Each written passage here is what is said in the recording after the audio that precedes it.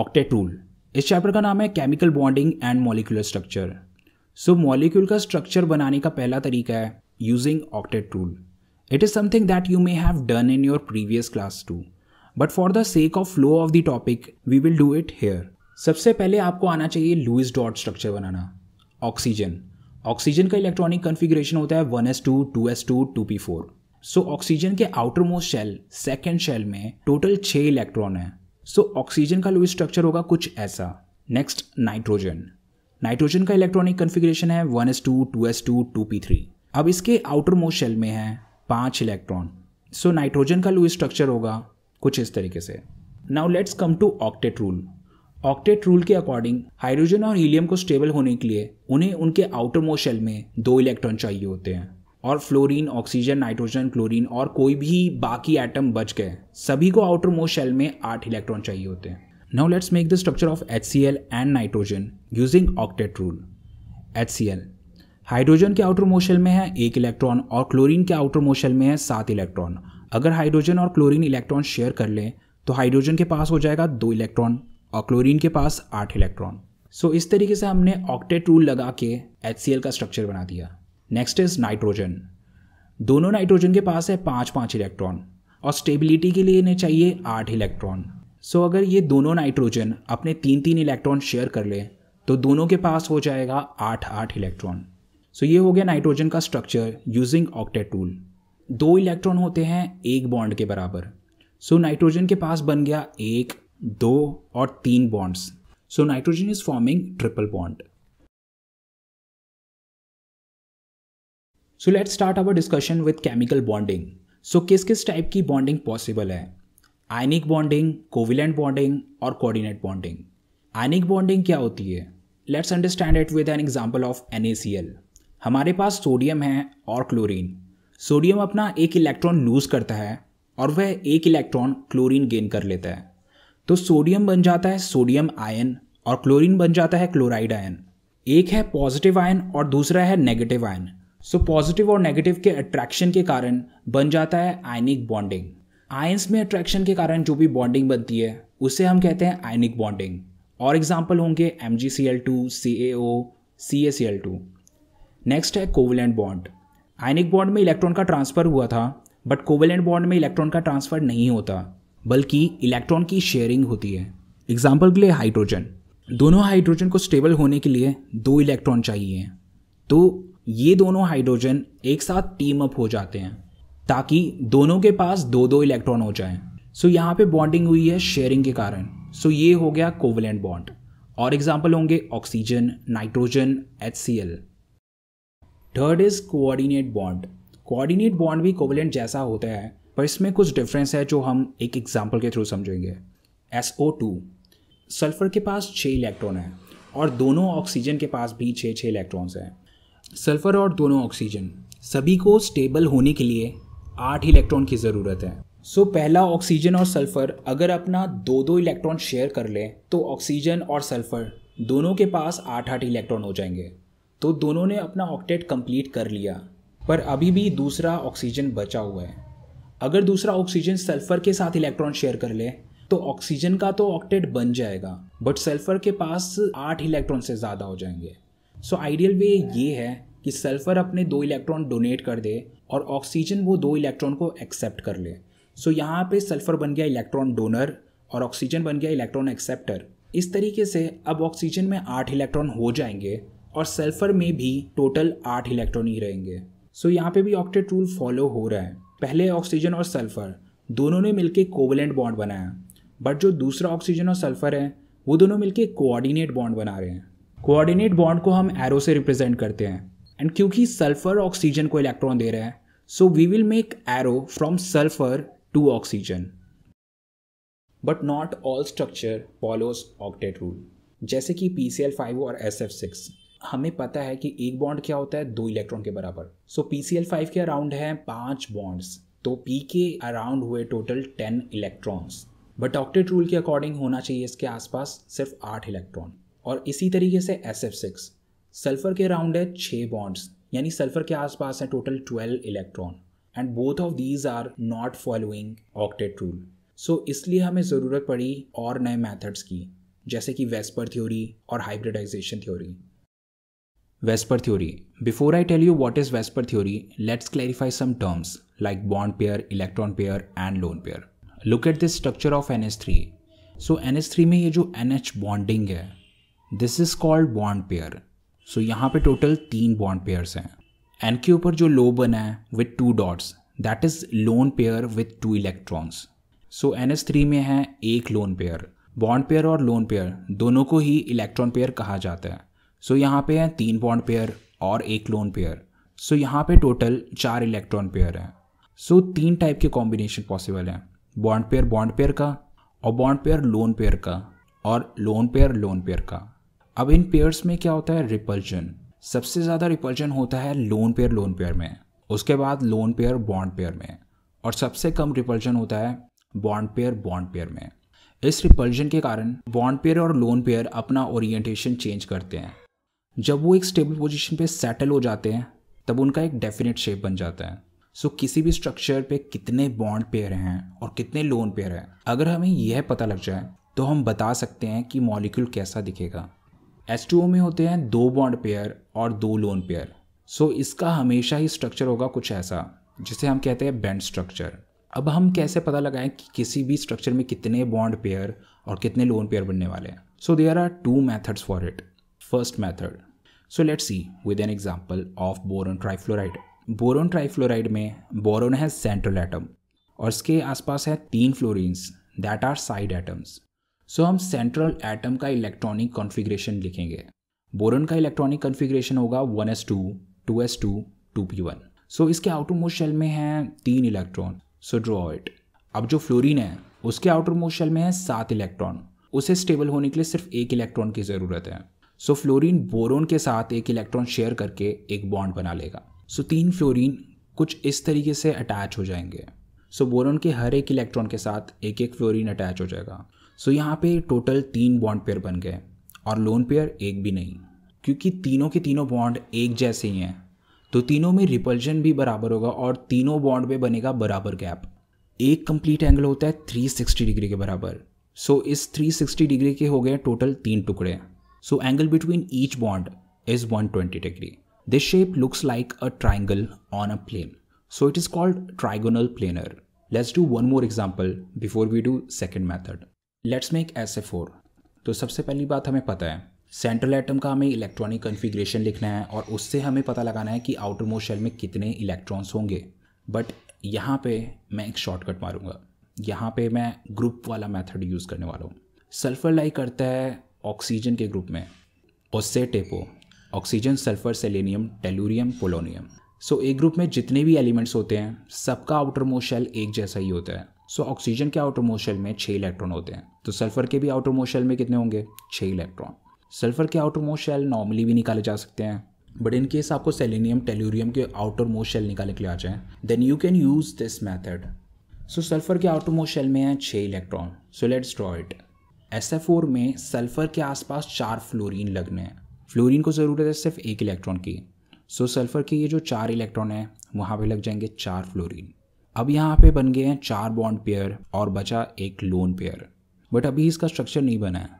Bond pair lone pair में repulsion होगा until it organise itself in a stable position. Reorganisation के बाद ये दिखेगा कुछ ऐसा, and this shape is called seesaw structure. अब आपके दिमाग में आ रहा होगा कि हमें कैसे पता लगेगा कि स्टेबल स्टेट में आने के बाद शेप कैसा दिखेगा। Guys, all you need to know is number of bond pairs and lone pairs. जब आपको ये पता लग गया then you can recall its shape. So I'm going to show you a table जिसमें आपको ये सारी डिटेल मिल जाएंगी. So take time and draw it.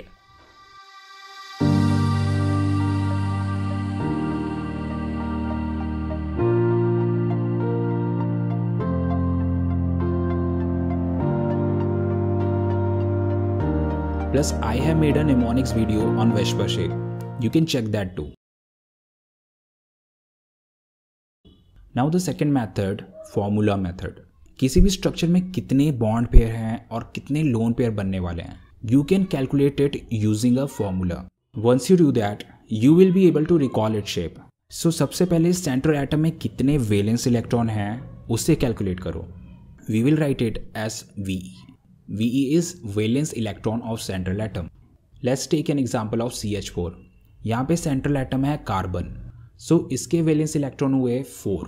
Next calculate the number of monovalent atoms around the central atom. In case you don't remember what is monovalent atom, monovalent atom is any atom with valency equal to 1. So monovalent के example हुए hydrogen, fluorine, chlorine, bromine, iodine. So ये सब हुए monovalent atom. So अब carbon के around कितने monovalent atoms हुए? So CH4 के अराउंड है 4 हाइड्रोजन, यानी monovalent atom हुए 4. Now let's calculate electron pair around it using this formula. Electron pair is equal to half of valence electron plus monovalent atom. Electron pair is equal to half valence electron equal to 4 plus monovalent equal to 4. So calculate करके आया ये 4. यानी कि carbon के around 4 electron pair बनेंगे, पर इनमें से कितने पेयर बॉन्ड पेयर होंगे और कितने पेयर लोन पेयर? सो सेंट्रल एटम के अराउंड जितने भी साइड एटम होंगे उतने ही बॉन्ड पेयर होंगे. सो कार्बन के अराउंड है 4 atoms, so it will have 4 bond pairs. Now how many lone pairs? Lone pair is equal to electron pair minus bond pair. So इस case में है electron pair 4 और bond pair भी 4. So इस case में lone pair है 0. Now we have to recall 4 bond pair और 0 loan pair वाला स्ट्रक्चर क्या होता है? It is tetrahedral structure. So CH4 will look like this. Now guys, one more example. अभी भी जो मैं एग्जाम्पल देने वाला हूँ वो आपको काफ़ी सारी मिस्टेक्स करने से बचाएगा. O3 ozone. सो ओजोन में एक ऑक्सीजन सेंट्रल एटम है और बाकी के 2 ऑक्सीजन बन गए इसके साइड एटम. सो ऑक्सीजन का वैलेंस इलेक्ट्रॉन होता है 6 और मोनोवेलेंट अराउंड इट ऑक्सीजन की वैलेंसी होती है 2. So oxygen is divalent not monovalent. So इस केस में monovalent atom is equal to 0. So electron pair will be half valence electron equal to 6 plus monovalent equal to 0. So it is 3. So यहाँ पे total 3 electron pair हैं. So oxygen के around कितने side atoms होंगे? 2 oxygen है, so bond pair will be equal to 2. So lone pair is equal to electron pair minus bond pair. So it is 3 minus 2 that is 1. So 2 bond pair और 1 lone pair वाला structure कैसा होता है? Bent shape. So it should look like this. पर अभी भी structure complete नहीं हुआ है. वेस्पर थ्योरी में एक बॉन्ड पेयर का मतलब हो सकता है सिंगल बॉन्ड, डबल बॉन्ड या फिर triple bond. Right now we know that it will have 2 bond pair, but we don't know if it is going to be single bond, double bond और triple bond. So make Lewis structure such that it follows octet rule. So guys, structure will look like this. So there will be a double bond and a coordinate bond. So this structure is now complete and it is called bend structure. Now some quick note. What about H3O positive? Here we have a positive mark on oxygen. तो इस case में central atom हुआ oxygen और उसके आसपास हैं 3 side atoms. So oxygen का valence electron कितना होगा? यू में से valence electron is equal to 6. Wrong. Positive mark के कारण there will be 1 less electron. Now we will have valence electron equal to 6 minus 1 equals to 5. Similarly NH2 negative के case में क्या होगा? So nitrogen is central atom, इसका valence electron होना चाहिए 5, but negative sign के कारण there will be 1 more valence electron. So it will be 5 plus 1 equal to 6 electrons. Now one last thing and VSEPR is over. XeF2. Xenon है यहाँ पे central atom, सो हमें इसका निकालना पड़ेगा आउटर मोस्ट शेल. सो यहाँ पे आपको इलेक्ट्रॉनिक कन्फिगरेशन नहीं निकालने की ज़रूरत है. You only need to find out which group it is in. Xenon लाई करता है इनर्ट गैस के ग्रुप में. So neon, argon, krypton, xenon and radon. Neon के आउटर मोस्ट शेल में होते हैं 8 इलेक्ट्रॉन. सो जीनोन के आउटर मोस्ट शेल में भी कितने होंगे? 8 इलेक्ट्रॉन. सो जीनोन फ्लोराइड के केस में बॉन्ड पेयर होंगे 2, लोन पेयर होंगे 3 और इलेक्ट्रॉन पेयर होंगे 5. रफली it should look like this. So हमारे को रिपल्शन कम रखना है और उसके हिसाब से हमें लोन पेयर को प्लेस करना है. So should it be like this और लाइक दिस? सो यहाँ पे 2 स्ट्रक्चर दिए हुए हैं, तो इन दोनों में से कौन सा स्ट्रक्चर सही होगा जिसमें लोन पेयर रिपल्शन मिनिमम हो? फर्स्ट वाले स्ट्रक्चर में lone pair 1, lone pair 2 90 degree पे है and lone pair 2, lone pair 3 भी 90 डिग्री पे है. सो ये लोन पेयर्स काफ़ी करीब हुए. एंड सेकंड स्ट्रक्चर में देखो, सारे के सारे लोन पेयर 120 डिग्री एंगल पे हैं, यानी कि सभी काफ़ी दूर हैं. एंड आइडियली लोन पेयर दूर ही होना चाहिए. So second structure will be more stable than structure 1. So there are two positions, equatorial and axial position. If you want a stable structure, never put lone pair on axial position. First put all lone pairs on equatorial position. So that's how you will be able to make stable structure. अब करेंगे valence bond theory. So this is another method of making molecular structure. Before we even start doing this, let's make S and P orbital. S orbitals look like this and P orbitals look like this. I will make 4 structure here to clarify valence bond theory completely. Hydrogen, hydrogen fluoride, fluorine and oxygen. So hydrogen का electronic configuration है 1s1. So basically it means hydrogen का outermost shell है first shell में और first shell में है एक s orbital जिसमें है एक electron. Both of these hydrogen are half filled. So ये दोनों हाफ ऑर्बिटल ओवरलैप हो जाएंगे एंड दोनों के पास दो इलेक्ट्रॉन हो जाएंगे. सो यहाँ पे दोनों के दोनों एस ऑर्बिटल थे, so it will be called s s overlapping. So इस तरीके से हाइड्रोजन मॉलिक्यूल बन गया using valence bond theory. Now next one is hydrogen fluoride. So hydrogen का इलेक्ट्रॉनिक कन्फिग्रेशन 1s1 और फ्लोरीन का 1s2 2s2 2p5. So fluorine का valence shell lie करता है सेकेंड शेल में. इसमें है एक s orbital and 3 p orbitals. So s orbital is fully filled, there is no space. p orbital में px और py ऑर्बिटल फुली फिल्ड है, ps हाफ फिल्ड ऑर्बिटल है. So what will happen, hydrogen का half filled orbital और fluorine का half filled orbital मिलके एक fully filled orbital बना देंगे. Hydrogen will be drawn like this, s orbital with 1 unpaired electron. p orbital will look like this, 2px 2py fully filled but 2pz with 1 unpaired electron. So both of them will overlap to form sp overlapping. Before we proceed any further, a quick note. So मैं अब आपको बताने जा रहा हूँ किस किस type की overlapping possible है. So ss overlapping, it is possible. Now second one is sp overlapping. It is also possible. But this type of overlapping is not possible. s orbitals के साथ सिर्फ head on overlapping होगी, sideways overlapping कभी नहीं होगी. So इस type की overlapping को हम sigma bond कहते हैं. Now let's make fluorine. Fluorine structure हमें पता है, इट लुक्स लाइक दिस. अब फ्लोरीन में दोनों के पास एक एक हाफ फिल्ड ऑर्बिटल है. सो दोनों हाफ फिल्ड ऑर्बिटल ओवरलैप कर जाएंगे और फिर फुली फिल्ड हो जाएंगे. सो इस तरीके से फ्लोरीन बन जाएगा. इसमें दोनों के दोनों ऑर्बिटल्स क्या हैं, p. So it is pp overlapping और यह भी हेड ऑन ओवरलैपिंग है. सो this is also a sigma bond.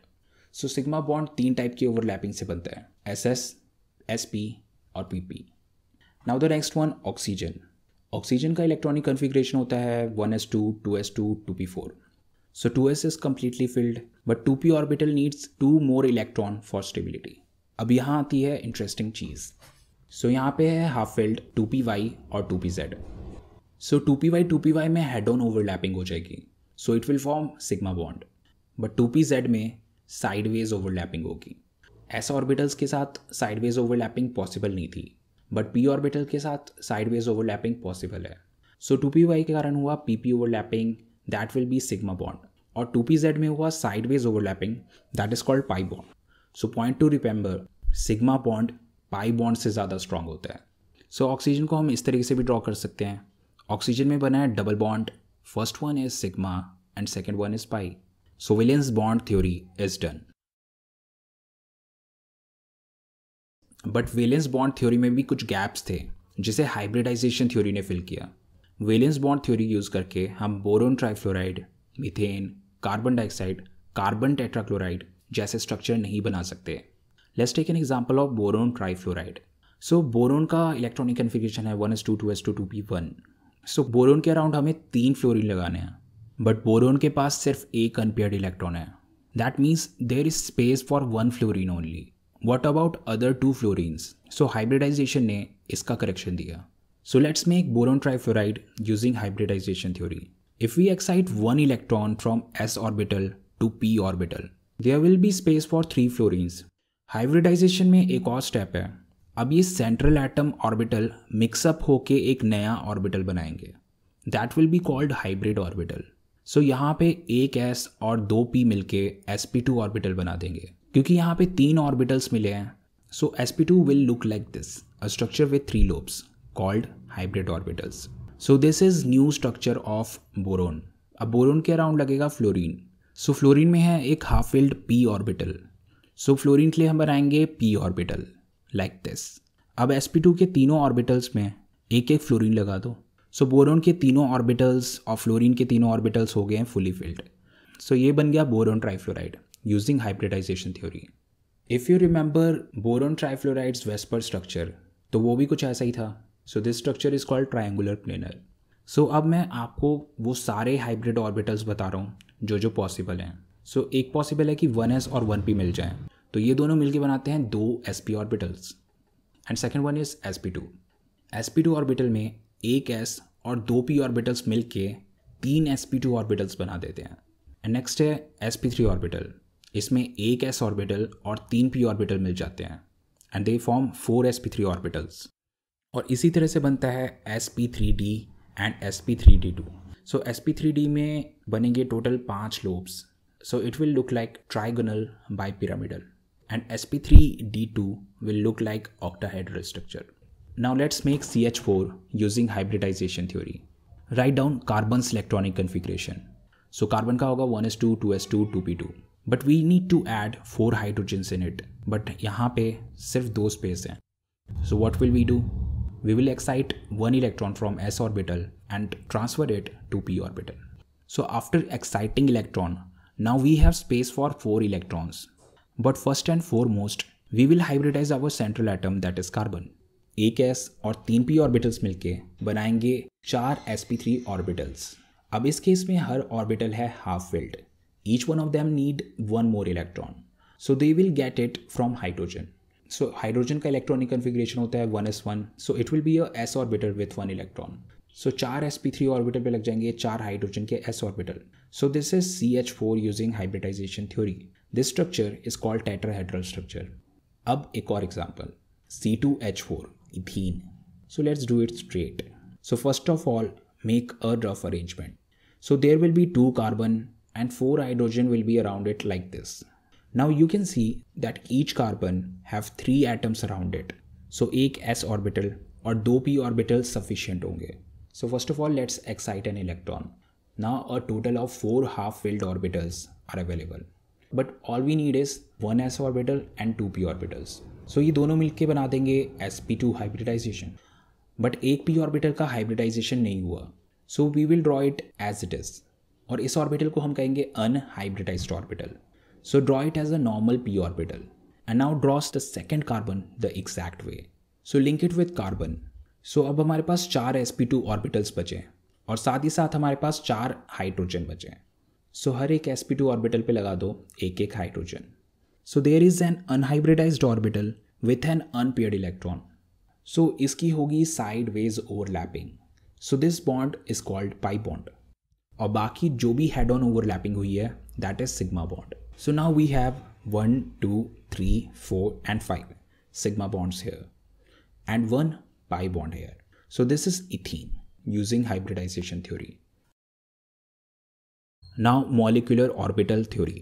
अभी तक हमने सिर्फ एलिमेंट्स का इलेक्ट्रॉनिक कन्फिग्रेशन निकालना सीखा है, जैसे कि हाइड्रोजन, ऑक्सीजन, नाइट्रोजन, ऐसे एलिमेंट्स का इलेक्ट्रॉनिक कन्फिग्रेशन। पर अब हम मॉलिक्यूल्स का, यानी कि hydrogen molecule, oxygen molecule, nitrogen molecule जैसे मॉलिक्यूल्स का इलेक्ट्रॉनिक कन्फिग्रेशन निकालेंगे using molecular orbital theory. So let's do it for nitrogen first. So nitrogen element का इलेक्ट्रॉनिक कन्फिग्रेशन है 1s2, 2s2, 2p3। सो इसका ऑर्बिटल डायग्राम होगा कुछ ऐसा। Now we will use this to make molecular orbital diagram. So अब हम nitrogen के जितने भी एटॉमिक ऑर्बिटल्स हैं उसे वर्टिकली इस तरीके से अरेंज कर देंगे and make it for the second nitrogen too. अब ये जो नाइट्रोजन के एटॉमिक ऑर्बिटल्स हैं ये बनाएंगे बीच में मॉलिक्यूलर ऑर्बिटल्स। यहाँ पे है 2 1s ऑर्बिटल्स और जब ये कंबाइन होंगे then it will form 2 molecular orbital. First one molecular orbital को कहेंगे सिग्मा 1s और दूसरे को कहेंगे sigma star 1s। So first one को हम कहते हैं बॉन्डिंग ऑर्बिटल और सेकेंड वन जिसमें एक स्टार लगा है that is anti bonding orbital. So same काम करेंगे हम 2s ऑर्बिटल्स के लिए। सो इसमें बनेगा sigma 2s and sigma star 2s। Now let's see p orbitals. दोनों नाइट्रोजन के एटॉमिक ऑर्बिटल्स को मिला के टोटल बने 6 ऑर्बिटल्स। सो हमारे मॉलिक्यूलर ऑर्बिटल भी कितने बनेंगे यहाँ पे 6। Let's combine all these to make p's molecular orbitals. So it will be in order of 2 1 2 1. So there are 4 columns. पहले कॉलम में होगा 2 ऑर्बिटल और सेकेंड वाले में होगा 1 ऑर्बिटल, थर्ड वन में 2 ऑर्बिटल, फोर्थ वन में 1 ऑर्बिटल. सो टोटल हो गए 6 ऑर्बिटल्स. सो फर्स्ट कॉलम वाले 2 ऑर्बिटल्स को हम कहेंगे pi 2 P X and pi 2 P Y, और उसके ऊपर वाले को कहेंगे सिग्मा 2 पी जेड. और ऊपर वाले 2 कॉलम में सेम ही काम करना है, but we will put a star on it. That means they will be anti bonding orbitals. So it will be pi star 2 P X, pi star 2 P Y and fourth column will be sigma star 2 P Z. आपको शायद ये पता होगा, electron filling हमेशा low energy orbital से start होती है. सो यहाँ पे एनर्जी का ऑर्डर कुछ ऐसा है, यानी कि सिग्मा 1s का होगा लोएस्ट एनर्जी और सिग्मा स्टार 2 पी जेड का होगा हाईएस्ट एनर्जी. जो सबसे नीचे है सबसे पहले उसमें इलेक्ट्रॉन फिल करेंगे. जब ये ऑर्बिटल कंप्लीटली फिल हो जाएगा, only then we will go to the higher energy. Now let's come to electron filling. So 1s orbital, दोनों एटॉमिक ऑर्बिटल में हैं 4 electron. So fill sigma 1s completely, then move to sigma star 1s. So हमने यहाँ पे 4 electron fill कर दिए. Let's move to sigma 2s and sigma star 2s and we will do exact same thing. Let's come to p orbitals. अब दोनों atomic orbitals को मिला के यहाँ पे हैं total 6 electrons. Now we will fill 6 electron in p molecular orbital. अब pi 2 P x और पाई 2 पी वाई दोनों ही एक लेवल पे है. That means both of them have same energy. So इसकी फिलिंग होगी कुछ ऐसी. First electron pi 2 P x में, second electron pi 2 P y में. We are giving both of them equal treatment, but it is not fully filled yet. Third electron जाएगा pi 2 P x में and fourth electron जाएगा pi 2 P z में. Now it is fully filled. अब हम जा सकते हैं ऊपर वाले ऑर्बिटल में. Now we have only 2 electrons left, so we will fill it in sigma 2pz. So 5th and 6th electron goes to sigma 2pz. So if you want, you can write its electronic configuration like this. Watch the molecular orbital diagram and write accordingly. So I hope it's clear to you. Now as you know, bonding में सिर्फ outermost shell participate करते हैं. So 1s orbital will not participate in formation of molecule. So molecular orbital diagram में you can omit this part. Now the next thing is analyzing molecular orbital. So first one is stability of molecule. अब हमें यह देखना है कि जो molecule बना है that is stable or not. For that, count number of bonding and anti-bonding electrons. Bonding में सिर्फ outermost shell involved होते हैं, so we will count those electrons only. So यहाँ पे है total 8 bonding electron और anti-bonding है star वाले. So यहाँ पे है total ऐसे 2 electrons. सो यहाँ पे bonding electrons anti bonding electron से ज़्यादा है. सो इसका मतलब ये हुआ कि नाइट्रोजन स्टेबल है. In case bonding electron anti bonding electron के बराबर होता या फिर एंटी बॉन्डिंग बॉन्डिंग से ज़्यादा होता, देन उस केस में मॉलिक्यूल अनस्टेबल होता. अब नेक्स्ट है bond order. So bond order क्या होता है? अगर बॉन्ड ऑर्डर 1 है तो इसका मतलब है सिंगल बॉन्ड. अगर बॉन्ड ऑर्डर 2 आया तो इसका मतलब बनेगा डबल बॉन्ड. और अगर बॉन्ड ऑर्डर 3 आया तो इसका मतलब ट्रिपल बॉन्ड बनेगा. नाइट्रोजन का तो आपको ऑलरेडी पता ही है, it's bond order should be 3 because it makes triple bond. But let's do it with a formula. Bond order is equal to half of NB minus NA. So इस case में NB is equal to 8 and NA is equal to 2. So half of 8 minus 2 यानी कि 6/2 that is 3. So यहाँ पे bond order है 3. अब मान लो हमें 2 मॉलिक्यूल्स दिए हैं, एक का बॉन्ड ऑर्डर है 3 और दूसरे का बॉन्ड ऑर्डर है 1. So which one will have more strength? Bond order 3 का मतलब ट्रिपल बॉन्ड, बॉन्ड ऑर्डर 1 का मतलब सिंगल बॉन्ड. सो ऑब्वियसली जिसका बॉन्ड ऑर्डर 3 है that will have more strength. So जितना बॉन्ड ऑर्डर हाई होगा उतनी ज़्यादा स्ट्रेंथ होगी. अब लास्ट पैरामैग्नेटिक या डायमैग्नेटिक. सो अब मॉलिक्यूल पैरामैग्नेटिक होगा या फिर डायमैग्नेटिक. अगर मॉलिक्यूलर ऑर्बिटल में कोई भी एक ऐसा ऑर्बिटल है जिसमें कोई अनपेयर्ड इलेक्ट्रॉन हो, then the molecule will be called paramagnetic. और अगर मॉलिक्यूलर ऑर्बिटल में हर एक इलेक्ट्रॉन्स पेयर्ड हैं, there is no unpaired electron, then molecule will be called diamagnetic. So यहाँ पे हम कर रहे हैं नाइट्रोजन का and there is no unpaired electron, सारे के सारे इलेक्ट्रॉन पेयर्ड अप हो रखे, सो इट इज़ डायमैग्नेटिक. अब एक इम्पॉर्टेंट बात, ये था nitrogen, so it was a normal nitrogen molecule. पर अब हमारे पास आ सकता है N2 पॉजिटिव. इसका क्या मतलब होगा? इसका मतलब है कि एक नाइट्रोजन नॉर्मल है और दूसरा नाइट्रोजन है N पॉजिटिव।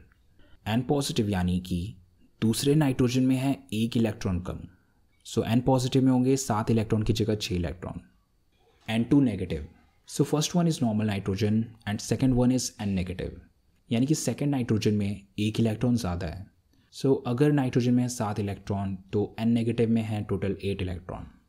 अब N22 नेगेटिव क्या होगा? सो N22 नेगेटिव में पहला नाइट्रोजन होगा N नेगेटिव और दूसरा भी होगा N नेगेटिव। सो जब भी इसका इलेक्ट्रॉनिक कन्फिग्रेशन लिखोगे या एटॉमिक ऑर्बिटल बनाओगे, ऐड और reduce electrons according to the question.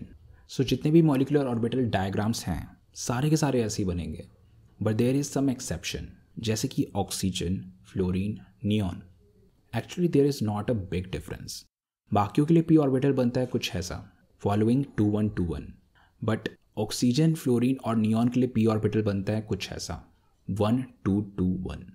बाकी की पूरी थ्योरी में कोई भी डिफरेंस नहीं है, बस एक यही सिंगल डिफरेंस था। If this is clear, you will be able to do any type of molecular orbital diagram. So congratulations, you have completed chemical bonding and molecular structure chapter in just 30 minutes. If you like this video and want to see more video like this, then like and share this video. I am Sumir Podar and you are watching Play Chemistry.